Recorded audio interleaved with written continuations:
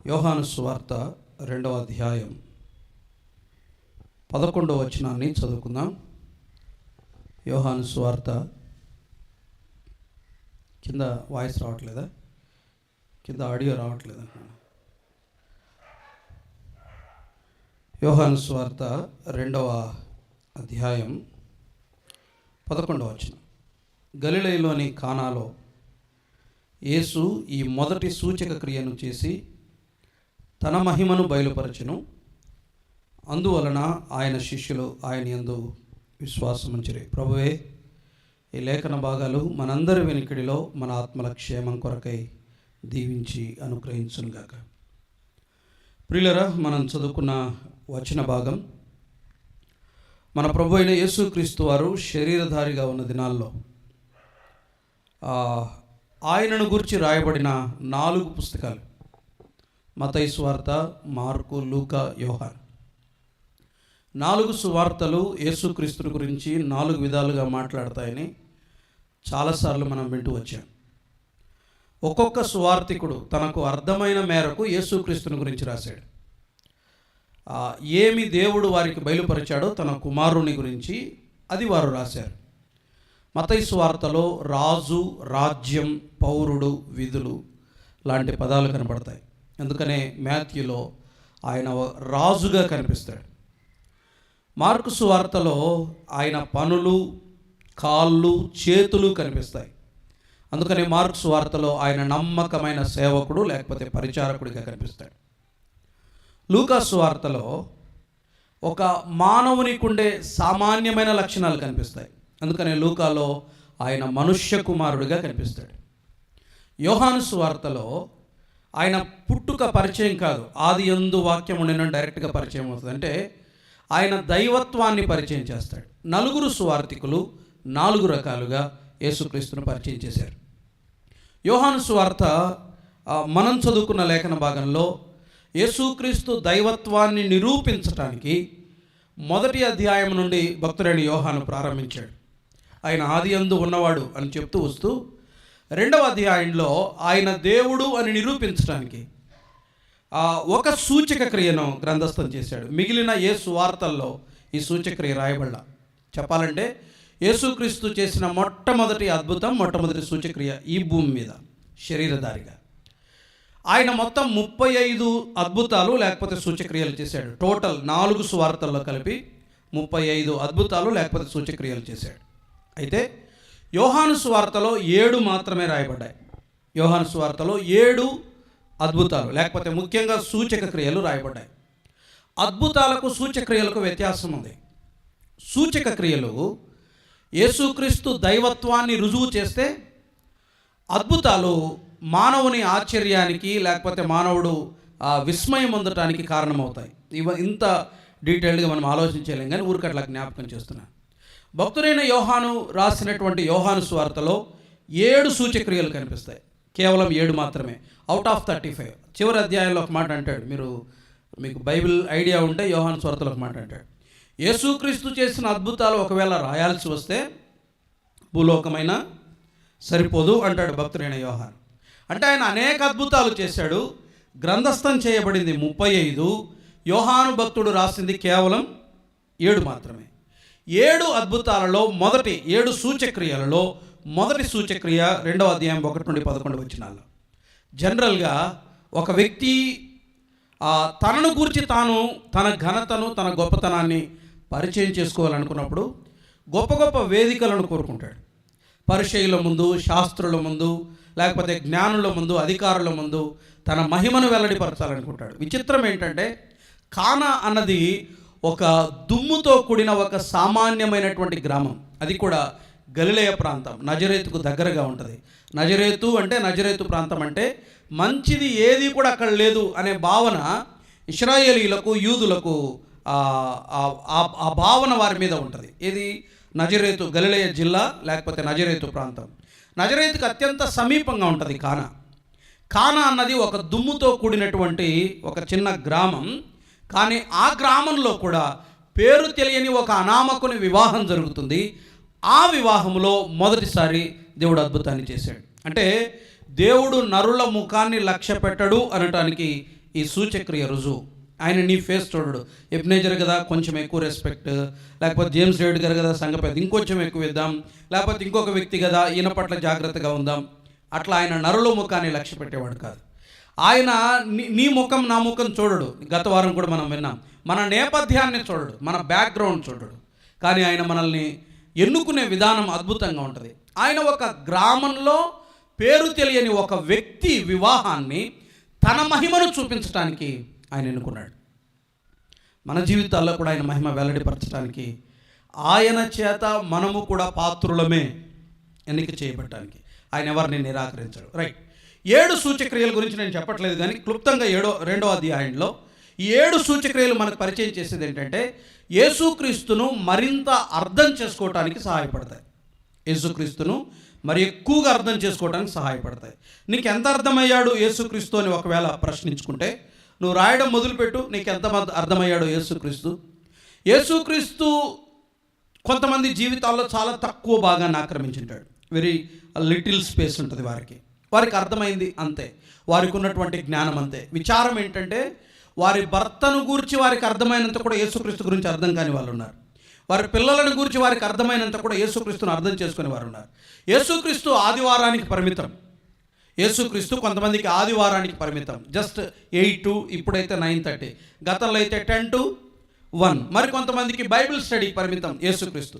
మిగిలినది యేసుక్రీస్తు వారికి జ్ఞాపకం రాడు, అర్థం చేసుకునే ప్రయత్నం చేయరు, ఆలోచన కూడా చేయరు. రైట్. కానీ యేసుక్రీస్తు నీకు ఎంత అర్థమయ్యాడు అనేది ఒకసారి నువ్వు ఆలోచన చేస్తే యేసుక్రీస్తును ఎక్కువగా అర్థం చేసుకోవడానికి సహాయపడతాయి సువార్తలు. ఆ సువార్తల్లో ముఖ్యంగా ఈ 7 సూచక్రియలు యేసుక్రీస్తును తేటగా అర్థం చేసుకోవటానికి మనకు ఉపయోగపడతాయి. ఆయన మనకు ఎంత అర్థమైతే ఆయనతో మనకు అంత సాన్నిహిత్యం లభిస్తుంది. చాలామంది దేవునికి దూరంగా ఇంకా ఎందుకు ఉంటున్నారు అంటే యేసుక్రీస్తును సరిగా అర్థం కాక.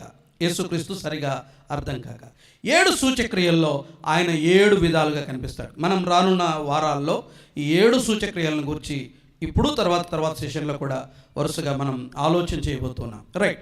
2వ అధ్యాయం మొదటి 11 వచనాలలో మొదటి సూచక్రియ మనం ఆలోచన చేయబోతున్నాం. మొత్తం 11 వచనాలు ఆ సూచక్రియను గురించి రాయబడ్డాయి. ఈ సూచక క్రియలో యేసుక్రీస్తు ప్రభు ఎలా కనిపిస్తాడో ఏరుకునే ప్రయత్నం చేద్దాం, అర్థం చేసుకునే ప్రయత్నం చేద్దాం. ఆయన ఇంకా చెప్పాలంటే 2వ అధ్యాయం 1 నుండి 11 వచనాలు ఒక లైఫ్ ఈవెంట్, జీవిత సంఘటన లేకపోతే సంభవం. మ్యారేజ్ అనేది ఏంటి చెప్పండి? లైఫ్లో ఒక ఈవెంట్, ఒక సంఘటన, ఒక సంభవం. యేసుక్రీస్తు మందిరానికి పరిమితం చేస్తాం, యేసుక్రీస్తును ఆరాధనకు పరిమితం చేస్తాం. రైట్. యేసుక్రీస్తును కేవలం సమస్యలకు పరిమితం చేస్తాం. నాకు ప్రాబ్లం వచ్చింది, నాకు ప్రభువు కావాలి అని. కానీ యేసుక్రీస్తు మన లైఫ్ ఈవెంట్స్లో, మన జీవిత సంఘటనలలో కూడా ఆయన పాలు పంచుకుంటాడు. నేను పెళ్ళిళ్ళకి వచ్చే అలవాటు లేదంటాడు ఒక ఆయన, యేసుక్రీస్తు పెళ్ళిళ్ళకి పోయాడు. నాకు సావులకు పోయి అలవాటు లేదంటాడు ఒక ఆయన, యేసుక్రీస్తు సావులకు కూడా పోయాడు. చనిపోయిన తర్వాత కుటుంబాన్ని ఆదరించడానికి నేను రానంటాడు ఒక ఆయన, చనిపోయిన తర్వాత కుటుంబాన్ని ఆదరించడానికి కూడా ఆయన వెళ్ళాడు. రైట్. యేసుక్రీస్తు మన కామన్ లైఫ్ ఈవెంట్స్, మన జీవితంలో జరిగే ఒక సామాన్యమైన సంభవాలలో, సంఘటనలో ఆయన పాలు పంచుకుంటాడు. ఆయన ఒక వివాహంలో పాలు పంచుకున్నాడు. ఎక్కడ? 2వ అధ్యాయంలో. ఆయన ఒక విందులో పాలు పంచుకున్నాడు. ఎక్కడ? లూకా సువార్త 7వ అధ్యాయంలో, 14వ అధ్యాయంలో. ఆయన ఒక బరియల్కి వెళ్ళాడు. ఎక్కడ? యోహాను సువార్త 11వ అధ్యాయంలో. ఆయన ఒక ఇంటితో సహవాసం చేయడానికి క్యాజువల్ విజిట్కి వెళ్ళాడు. ఎక్కడ? లూకా సువార్త 10వ అధ్యాయం, మరియా మార్తల ఇంటికి. ఆయన మన లైఫ్ ఈవెంట్స్లో, మన జీవిత సంభవాలలో ఆయన పాలు పంచుకుంటాడు. రైట్. ఇది కూడా ఒక జీవిత సంఘటన, లైఫ్లో జరిగే ఒక ఇంపార్టెంట్ ఈవెంట్. ఆ ఈవెంట్లో యేసుక్రీస్తు పార్టిసిపేషన్ ఉంది. ఒక మాట గుర్తుపెట్టుకోండి, మన డైలీ లైఫ్లో, మన జీవిత ప్రతి సంఘటన దగ్గర ఆయన పాలు పంచుకుంటాడు. ఈ మాట గుర్తుంచుకుంటే జీవితంలో ప్రతి సంభవం దగ్గరికి, సంఘటన దగ్గరికి యేసుక్రీస్తును వెంట పెట్టుకొని వెళ్ళొచ్చు. మనం నీ జాబ్లో నువ్వు వెంట పెట్టుకొని పోవచ్చు. రైట్. నువ్వు చేసే ఏ డ్యూటీలోనైనా, నీ ప్రయాణంలో ఆయన వెంట పెట్టుకొని వెళ్ళొచ్చు.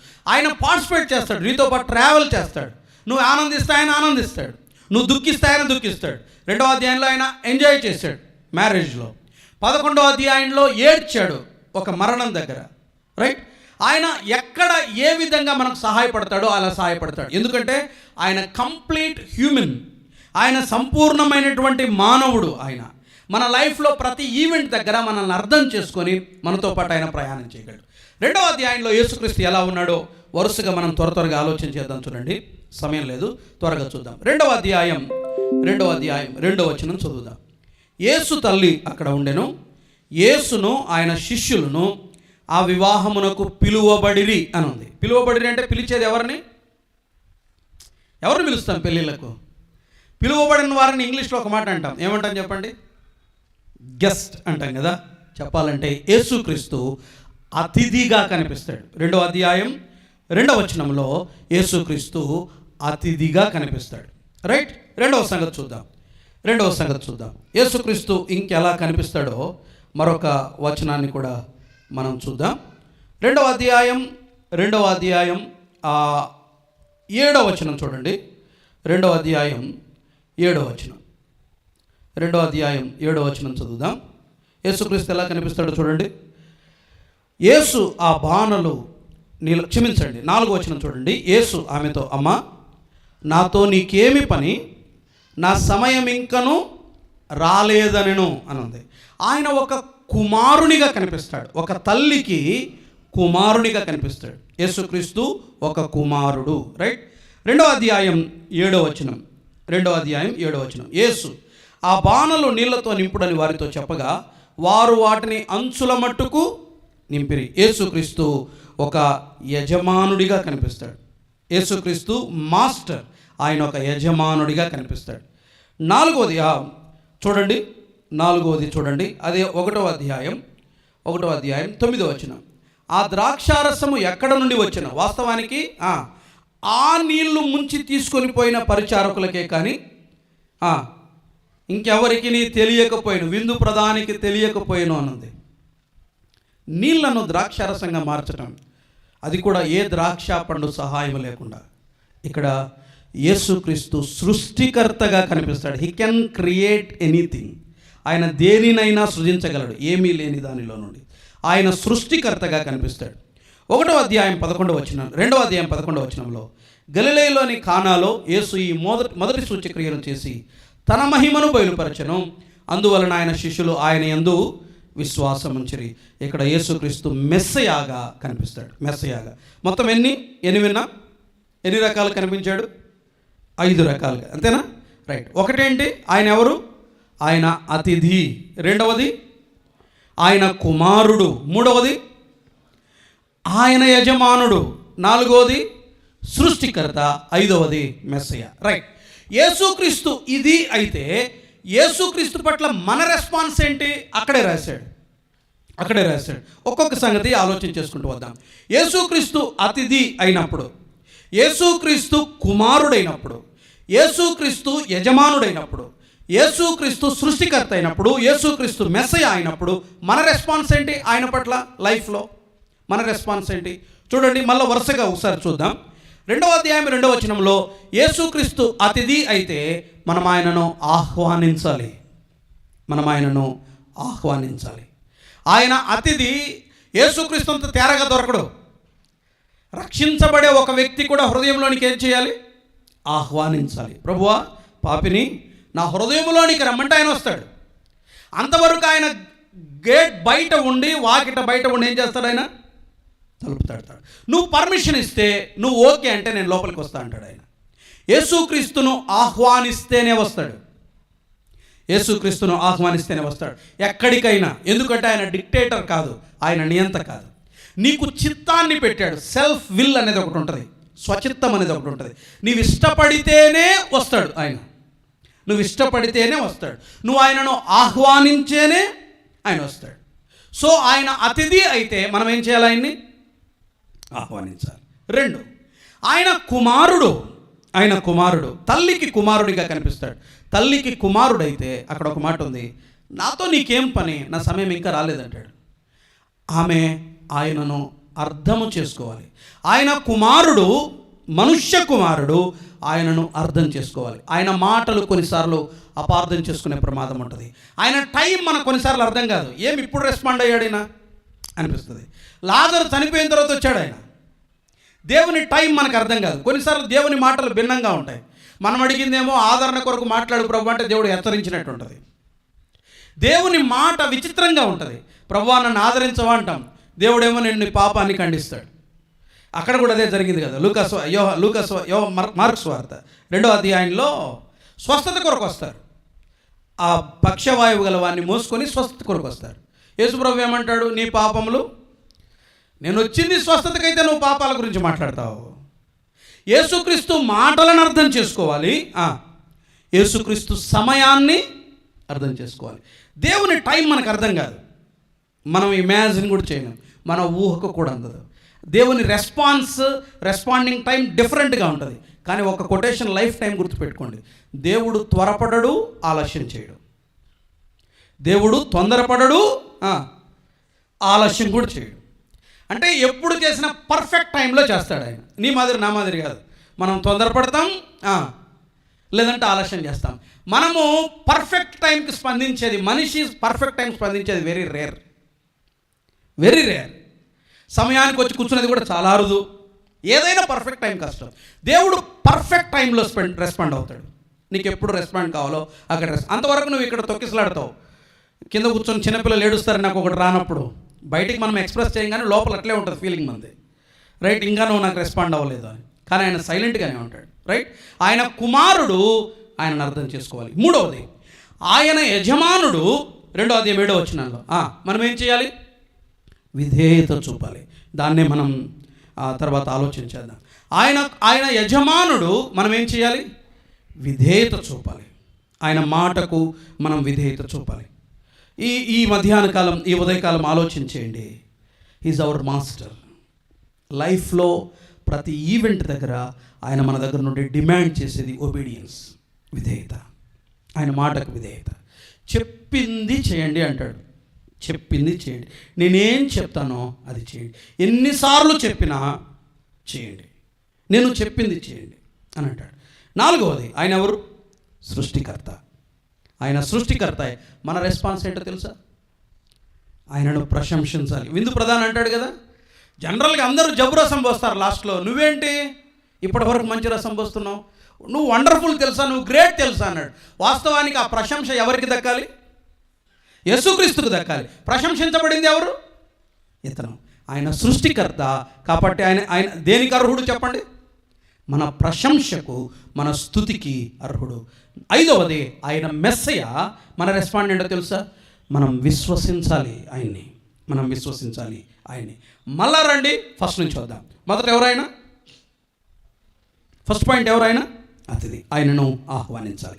ఎక్కడికి ఆహ్వానించాలి చూద్దాం. చూడండి, 2వ అధ్యాయం 2వ వచనం చదువుతున్నా. యేసు తల్లి అక్కడ ఉండెను, యేసును ఆయన శిష్యులను ఆ వివాహమునకు పిలువబడిరి. ఒకటి, జీవిత సంభవాలలోనికి ఆయనను ఆహ్వానించాలి. నీ లైఫ్లో ఈవెంట్ ఉంటుంది, ఏదైనా ఒక సంఘటన, అక్కడికి ఆయన ఆహ్వానించాలి.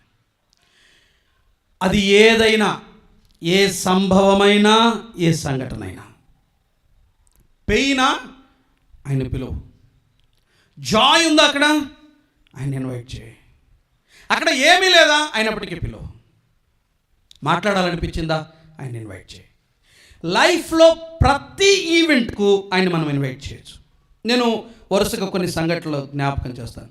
ఆయన ఆహ్వానించబడిన సందర్భాలు కొన్ని గ్రంథంలో ఉన్నాయి, సమయం లేదు, జస్ట్ నేను జ్ఞాపకం చేస్తాను. లూకాసు వార్త 7వ అధ్యాయం మీరు చూడండి. లూకాసు వార్త 7వ అధ్యాయం మొదటి పారాగ్రాఫ్లో, జస్ట్ నేను చెప్తున్నాను, ఫస్ట్ పారాగ్రాఫ్లో ఒక శతాధిపతి ఆయనను ఆహ్వానించాడు. దేనికో తెలుసా? తన ఇంటిలో వ్యాధిగ్రస్తుడు ఉన్నాడు, అక్కడ సిక్నెస్ ఉండగా ఇన్వైట్ చేశాడు. ప్రభువా రావా, ఏదైనా కార్యం చేయవా, అద్భుతాన్ని జరిగించవా. అదే లూకాసు వార్త 7వ అధ్యాయంలో ఒక సీమోన్ పరిసయ్యుడు, అతను అంటే రాంగ్ మోడల్, అది సరికాని మాదిరి, కానీ అతను భోజనానికి ఆహ్వానించాడు, విందుకు. 7వ అధ్యాయంలో ఆయన విందుకు ఆహ్వానించబడ్డాడు. లూకాసు వార్త 14లో కూడా ఆయన విందుకు ఆహ్వానించబడ్డాడు. విందు చేసినప్పుడు వీరిని ఇన్వైట్ చేశారు. మనం ఇన్వైట్ చేయం, మనం చాలా బిజీగా ఉంటాం, రైట్? ఇలాంటి లైఫ్ ఈవెంట్స్లో యేసుక్రీస్తు ఉండడు. చాలాసార్లు యేసుక్రీస్తు మనతో పాటు పార్టిసిపేట్ అవ్వడు. మనం సపరేట్గా ఎంజాయ్ చేస్తాం. ఇక్కడ కూడా ప్రార్థన, ఇక్కడ కూడా వాక్యమా, ఇక్కడ కూడా ఇదే, కొద్దిసేపు వీటిని పక్కన పెడదాం. లైఫ్ ఈవెంట్లో యేసుక్రీస్తు మనతో ఉంటాడు. పెళ్లిలో యేసుక్రీస్తు ఉన్నాడు. బర్త్డే ఎందుకు ఉండడు? బర్త్డేలో ఎందుకు ఉండడు? డెత్ ఉన్నప్పుడు ఎందుకు రాడు? సిక్నెస్ ఉన్నప్పుడు ఎందుకు రాడు? మనం ఆయన ఆహ్వానించగలిగితే. ఒక్క మాట ప్రియులరా, నేను సమయం లేదు, జస్ట్ ఒక మాట చెప్పి నేను ముందుకెళ్తున్నాను. నీ జీవిత ప్రతి కదలిక దగ్గర, నీ జీవిత ప్రతి అనుభూతి దగ్గర, అనుభవం దగ్గర, whether it is Joy are agony, అది దుఃఖము కానీ సంతోషం కానీ, నువ్వు ఎక్కడికైనా యేసుక్రీస్తును నీతో పాటు ఆహ్వానించవచ్చు. నీతో ప్రయాణం చేస్తాడు, నీ బాధను పంచుకుంటాడు, నీకు అన్నిటినీ తుడుస్తాడు. నీ జాబ్లో నీతో ఉంటాడు, నీ వర్క్ ప్రెషర్లో నీతో ఉంటాడు, నీ బిజినెస్లో నీతో ఉంటాడు, నీ చదువు దగ్గర నీతో ఉంటాడు. ఆయన నీతో పాటు ట్రావెల్ అవుతాడు. Synchronising life of our Jesus. యేసుక్రీస్తు యొక్క దాన్ని ఏమంటారు, మన లైఫ్లో ఆయన మనకు సింక్ అవుతాడు, కరెక్ట్గా సింక్ అవుతాడు. ఇంకెవరు అంత పర్ఫెక్ట్గా మనకు సింక్ అవ్వరు, ఆయన సింక్ అవుతాడు. ఆయన లైఫ్ మనకు సింక్ అవుతుంది. ప్రతి ఈవెంట్ దగ్గర, జీవిత సంభవాల్లోనికి యేసుక్రీస్తుని ఆహ్వానిద్దాం. విశ్రాంతి అప్పుడు కూడా ఆయన ఆహ్వానిద్దాం. శిష్యులు యేసుక్రీస్తుతో పాటు విశ్రాంతి తీసుకున్నారు, యేసుక్రీస్తుతో పాటు ప్రయాణం చేశారు, యేసుక్రీస్తుతో పాటు భోజనం చేశారు. ఇంకా మీరు ఎన్నైనా చెప్పుకోండి, యేసుక్రీస్తు ఎక్కడెక్కడ ట్రావెల్ చేశాడో ఇప్పటికీ ఈ రోజుకి ఆయన మన జీవిత ప్రతి సంఘటన దగ్గర, సంభవం దగ్గర మనతో పాటు ఉంటాడు. ఎప్పుడు? ఆహ్వానిస్తే. ప్రభువా, నా ఉద్యోగంలో నాతో పాటు రావా, నా పనిలో, నా చదువులో, నా వైవాహిక జీవితంలో, భార్యాభర్తలుగా మా మధ్య, నా పిల్లల విషయంలో మాతో పాటు ట్రావెల్ చేయవా, మాతో ఉండవా, మాతో రావా, ఆయన ఆహ్వానించండి. ఆయన తప్పకుండా మన లైఫ్ ఈవెంట్స్లో ఆయన పార్టిసిపేట్ చేస్తాడు. Is part of our life. ఆయన మన జీవితంలో భాగం, ప్రతి సంఘటన, సంభవం దగ్గర. రైట్. రెండవది, ఆయనను మన జీవిత సంభవాలలోనికి ఆహ్వానించాలి. రెండవది చూడండి, అదే 2వ అధ్యాయం 3 నుండి 9 వచనాలలో మన జీవిత సంభవాలలో ఆయన శక్తిని మనం అనుభవించాలి. మన జీవిత సంభవాలలో ఆయన శక్తిని అనుభవించాలి. రైట్. నీ పర్సనల్ లైఫ్లో ఆయన శక్తిని అనుభవించాలి. నీకు అర్థం కావాలి. మనం చాలాసార్లు సాక్ష్యాలు వింటుంటాం. పలాని వాళ్ళ అబ్బాయికి దేవుడు ఎట్లా చేశాడంట, అబ్బాయి ఎంత అద్భుతం దేవుడు. రైట్. డిఎల్ మోడీ గారి లైఫ్ చదువుతున్నప్పుడు, ఆయన జీవితంలో దేవుడు. జార్జ్ ముల్లర్ గారి జీవితాన్ని చదువుతున్నప్పుడు ఇన్ని ప్రార్థనలు ఆలకించాడంట ఆయన జీవితంలో. అసలు జవాబు ఇవ్వని ప్రార్థనే లేదంట ఆయన లైఫ్లో. ఇవన్నీ వాళ్ళ లైఫ్ ఈవెంట్స్, వాళ్ళ జీవిత సంభవాలలో దేవుని శక్తిని వాళ్ళు అనుభవించారు. ప్రశ్న ఏంటంటే, నీవు అనుభవించావా? నీ లైఫ్ ఈవెంట్స్లో దేవుని శక్తిని నీవు అనుభవించావా? పర్సనల్గా నువ్వు ఎక్స్పీరియన్స్ చేసావా? యేసుక్రీస్తు నీ జీవిత సంభవాల్లో, ఈ వివాహంలో దేవుని శక్తిని, అతను ఎవరో కానీ తెలియదు, దేవుని శక్తిని అనుభవించాడు, కల్లారా చూశాడు, లైఫ్లో దేవుని పవర్ని ఎంజాయ్ చేశాడు. ఈ ఉదయకాలం ఆలోచించేద్దాం. ఇతరుల జీవితాల్లో దేవుడు పని చేయగలుగుతున్నప్పుడు, వింటున్నారా? సీరియస్గా ఒకసారి ఆలోచించేయండి. ఇతరుల జీవితాలలో దేవుని శక్తి పనిచేస్తున్నప్పుడు మన జీవితాలలో దేవుని శక్తి ఎందుకు కనిపించట్లేదు? మనం ఎందుకు ఎక్స్పీరియన్స్ చేయలేకపోతున్నాం?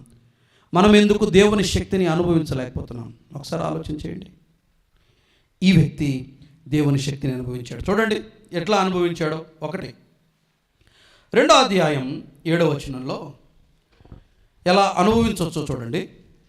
2వ అధ్యాయం 7వ వచనంలో యేసు, మొదటిది ఫస్ట్ 2వ అధ్యాయం 4వ వచనంలో యేసు ఆమెతో, 3 ద్రాక్షారసం అయినప్పుడు యేసు తల్లి వారికి ద్రాక్షారసము లేదని ఆయనతో చెప్పగా. త్రూ ప్రేయర్, ప్రార్థన ద్వారా దేవుని శక్తి మన జీవితాల్లో అనుభవించవచ్చు. ఇది మనకు తెలిసిన ఒక సర్వసామాన్యమైన సత్యం, కానీ ఇది ఏమంటారు, సుప్రీం, ఇంకా అల్టిమేట్, ఇంకేం పెడతారు పెట్టండి. లైఫ్లో దేవుని శక్తిని అనుభవించటానికి అతి ప్రధానమైన సూత్రం ఏంటంటే ప్రేయర్. ఓన్లీ ప్రేయర్, ప్రార్థన. ప్రాబ్లంని ప్రభు దగ్గర తీసుకెళ్లారు. వితౌట్ ప్రేయర్, ప్రార్థన లేకుండా దేవుని శక్తి మన జీవితంలో అనుభవించడం అసాధ్యం. ప్రార్థన. జీవిత సంభవాలలో దేవుని శక్తిని అనుభవించాలంటే అవసరమైంది ప్రార్థన. ఎంత సమయం గడుపుతున్నాం? పేరుకు క్రైస్తవులం. ఇక్కడ కూడా చాలామంది నామకార్థ క్రైస్తవులు ఉన్నారు. ఈ సభలో కూడా చాలామంది పేరు క్రైస్తవులు. వారమైనా, నెలలైనా, సంవత్సరాలైనా నేటికి మోకరించి వ్యక్తిగతంగా దేవునితో సమయము గడపని చాలామంది క్రైస్తవులు ఉన్నారు.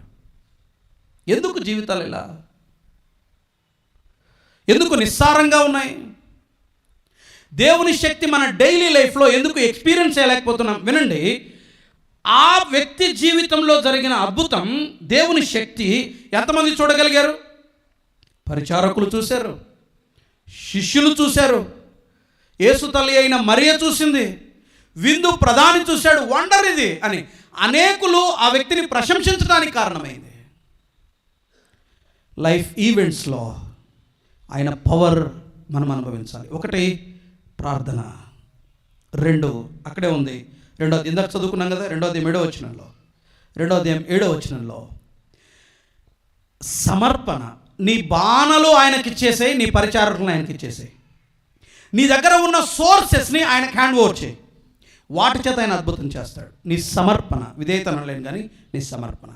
ఆ బాణాలతోనే అక్కడ ఉన్నటువంటి ఆ సామాన్యమైనటువంటి బాణాలను ఉపయోగించాడు. సామాన్యమైన బాణాలు, రాతి బాణాలు, దేవుని శక్తి వెల్లడి అవ్వటానికి వాటిని వాడుకున్నాడు ఆయన. నీ లైఫ్లో నీకుండేది ఏదో దాంట్లో నుండే తన శక్తిని చూపిస్తాడు ఆయన. నీది ఒక ఎక్స్ట్రాడినరీ ఒక వస్తువుని నీ జీవితంలోకి తీసుకురాడు ఆయన.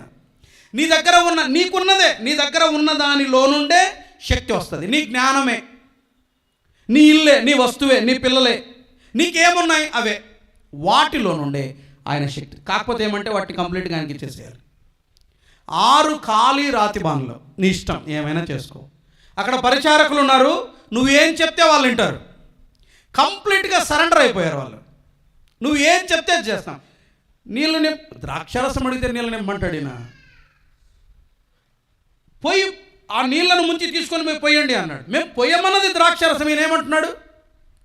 నీళ్ళను ముంచి పోయమంటున్నాడు. వారు కేవలం అరెస్ట్ అయ్యారు, సరెండర్ అయ్యారు, పూర్తిగా సమర్పించుకున్నారు. నువ్వు ఏమైనా చేయి, క్వశ్చన్ లేదు, ఆర్గ్యుమెంట్ లేదు, ఆయనతో వివాదం లేదు. ఎందుకు ప్రభు? ఏమీ లేదు. ఆయన చెప్పింది వర్క్ చేసుకుంటూ వెళ్ళిపోయారు. కంప్లీట్గా సరెండర్ అయ్యారు. దేవుని శక్తి అర్థం కావాలంటే నీ తలకాయ నా తలకాయ పనిచేస్తే అక్కడ జరగదు. మనం ఎంతో కొంత మసాలా లేకపోతే ఒక పుల్లో వేస్తాం మనం. ఇట్లా ప్రభు పని చేస్తూ ఉంటాడు, మనం కొంచెం అట్లా పూర్తిగా ఆయనకు అప్పగిద్దాం. ఏదైనా నీ వస్తువులు, నీ ఇంట్లో ఉన్న వ్యక్తులు, నీవు కంప్లీట్గా ఆయనకు అప్పగించుకున్నాం. జీవిత సంభవాలలో దేవుని శక్తి కనపడుతుంది. మూడవది, చివరిది, జీవిత సంభవాలలో ఆయన సహాయం మనం పొందుతాం.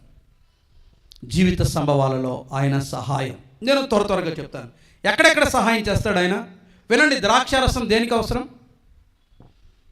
ద్రాక్షారసం దేనికి అవసరం? సహజంగా ఎందుకు తాగుతారు ద్రాక్షారసం? తిమోతితో ఒక మాట అంటాడు, మీరే చెప్పండి. కడుపు జబ్బు నిమిత్తం అంటాడు. ఇంకా ద్రాక్షారసం ఏం కలిగిస్తుంది చెప్పండి? నరుల ముఖమునకు, హృదయానికి సంతోషాన్ని ఇచ్చేది అంటాడు. అది సంతోషాన్ని ఇచ్చేది. ఇది ఆత్మీయ అవసరమా, శారీరక అవసరమా? ద్రాక్షారసం అంటే అర్థం ఏంటంటే ఆయన మన జీవిత సంభవాలలో మన శారీరక అవసరాలు తీరుస్తాడు, సహాయం చేస్తాడు. నీకేం అవసరం నీ బాడీకి అవి ఇస్తాడు ఆయన. నీ శరీరానికి అవసరమైన వాటిని, అది అన్నం, నీళ్లు, పదార్థాలు, వస్తువులు ఏమైనా ఇస్తాడు ఆయన. నీ శారీరక అవసరాలు ఆయన తీరుస్తాడు. నీ జీవిత సంభవాలలో దేవుని సహాయం నీ శారీరక అవసరాల దగ్గర ఉంటుంది. అది అన్నం కావచ్చు, నీళ్లు కావచ్చు, విద్య కావచ్చు, ఉద్యోగం కావచ్చు, జ్ఞానం. నీకేం కావాలి నీ బాడీకి అవన్నీ ఇస్తాడు. హెల్త్ కావాలా ఆయన అడగండి ఇస్తాడు. ఆరోగ్యం కావాలా ఆయన అడగండి ఇస్తాడు. ఎవడైనాను రోగి అయి ఉన్నాడా ఏం చేయమన్నాడు? ప్రార్థన చేయవాలి. ఎవరికైనా శ్రమ ఉందా? ప్రార్థన చేయండి. రోగి అయ్యాడా? ప్రార్థన చేయండి. సంఘ పెద్దలు పిలిపించండి, ప్రార్థన చేయండి, ప్రార్థన చేయించుకోండి, బాగవుతారు, స్వస్థపరచబడతారు. శారీరక అవసరాల దగ్గర ఆయన సహాయం మన జీవిత సంభవాలలో. రెండవది చూడండి, మాత్రమే కాదు, అదే 2వ అధ్యాయంలో 11వ వచనంలో ఆయన యందు విశ్వాసం ఉంచిరి అని ఉంది. అంటే మన ఆత్మీయ అవసరాల దగ్గర ఆయన సహాయం చేస్తాడు. వాళ్ళ విశ్వాసం డెవలప్ అయింది. నీ విశ్వాసం అభివృద్ధి కావాలన్నా ఆయన సహాయం చేస్తాడు. శారీరక అవసరాలు తీరుస్తాడు, నీ ఆత్మ సంబంధమైన అవసరాలను కూడా తీరుస్తాడు. నీకేం అవసరం? స్పిరిచువల్గా పరిశుద్ధత కావాలి, అడగండి ఆయన్ని. విశ్వాసంలో లోపంగా ఉన్నారా? ఆయన అడగండి. సమర్పణ కొరవడిందా? ఆయన అడగండి. ఎక్కడ కొరత ఉంది? విధేయత సరిపోలేదా? ఆయన అడగండి. ప్రభువా, నాకు విధేయత చూపడానికి నేర్పించవా? మీకు ఏమి కావాలి? మీ మానసిక, శారీరక, ఆత్మీయ మాత్రమే కాదు, మూడవది ఏంటో తెలుసా? మన మానసిక అవసరాలని కూడా తీరుస్తాడు. వాస్తవానికి ఇక్కడ లేదు, కానీ నేపథ్యం ఏంటంటే ఈ 2వ అధ్యాయంలో ద్రాక్షారసం అయిపోతే అదొక పెద్ద అవమానం. యూద ఈ కట్టుబాట్లలో, వివాహాలలో ద్రాక్షారసం అయిపోతే అది పెద్ద అవమానం. అవమానాన్ని జరగనీయలేదు ఆయన. నీ మానసిక అవసరం ఆయనకు తెలుసు, నీ మెంటల్ కండిషన్ ఆయనకు తెలుసు, అది కూడా తీరుస్తాడు ఆయన. స్ట్రెస్ ఎక్కువ ఉందా? ఆయన రిలీఫ్ ఇస్తాడు. నీకు అవమానం అనిపించిందా? ఆయన ఘనతనిస్తాడు. నీ మానసిక అవసరాలను కూడా తీరుస్తాడు. 3 విషయాలు విన్నాం. ఆయన అతిథి అయితే ఆయనను ఆహ్వానించాలి. ఎక్కడికి? మన జీవిత సంభవాలలోనికి. ఆయన శక్తిని మనం అనుభవించాలి. ఎక్కడ? మన రియల్ లైఫ్ ఈవెంట్స్లో ఆయన శక్తిని మనం చూడాలి. దానియేలులో దేవుని శక్తిని చూడగలిగారు. యోసేపు ద్వారా దేవుని శక్తిని చూడగలిగారు. 3వది, మన రియల్ లైఫ్ ఈవెంట్స్లో, మన జీవిత సంభవాలలో దేవుని సహాయాన్ని మనం పొందొచ్చు. మన శారీరక అవసరాలు ఆయన తీరుస్తాడు, మన మానసిక అవసరాలు ఆయన తీరుస్తాడు, మన ఆత్మీయ అక్కరలు ఆయన తీరుస్తాడు. మీకేం కొరతని చెప్పండి, అది తీర్చేస్తాడు. ప్రియులారా, ఆయనతో పాటు ప్రయాణం చేద్దాం, ఆయనతో పాటు జీవిద్దాం. ప్రతి కదలిక, ప్రతి క్షణం, మన ప్రతి అనుభవం యేసుక్రీస్తుతో కూడా అనుభవిద్దాం. అది మనకు లైఫ్లో ఉండే గ్రేటెస్ట్ ప్రివిలేజ్ ఏంటంటే యేసుక్రీస్తుని మన రియల్ లైఫ్లో ప్రతి ఈవెంట్ దగ్గర, ఇన్సిడెంట్ దగ్గర మనం ఎంజాయ్ చేయొచ్చు.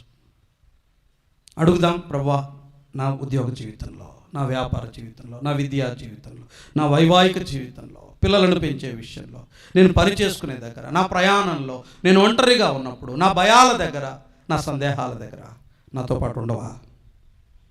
ఎంజాయ్ చేయొచ్చు, ఆయన్ని ఎక్స్పీరియన్స్ చేయొచ్చు, ఆయన్ని ఆహ్వానిద్దాం. అలా అనుభవించడానికి ప్రభు తన కృప మన జీవితాల్లో సమృద్ధిగా అనుగ్రహించుగాక. ప్రార్థన చేద్దాం. నమ్మదగిన తండ్రి, మీకు స్తోత్రం చెల్లిస్తున్నాం. ఉదయకాలం మీ నడిపింపు కొరకై స్తోత్రం. ఈ మాటలు మా హృదయాల్లో ముద్రించండి. మా జీవిత ప్రతి కదలిక దగ్గర, సంఘటన దగ్గర మిమ్మల్ని అనుభవించడానికి మాకు సహాయం చేయండి. ఏ క్షణం మిమ్మల్ని మేము కోల్పోకుండా, మీ సన్నిధిని కోల్పోకుండా, మా మరణ పర్యంతం, మా శ్వాస ఆగే వరకు, మా జీవిత ప్రతి సంఘటన, సందర్భం, అనుభవం, కదలిక, అనుభూతి దగ్గర, ఆనందం దగ్గర మా ప్రభువుతోనే మేము ఉండటానికి మాకు సహాయం చేయమని, ఆ కోరిక, ఆ ఆశ మా ప్రియులందరి హృదయాల్లో మీరు కలుగు చేయమని, లేఖనం దుష్టుడు ఎత్తుకొని పోకుండా మా ప్రియుల హృదయాలలో మీరు కార్యము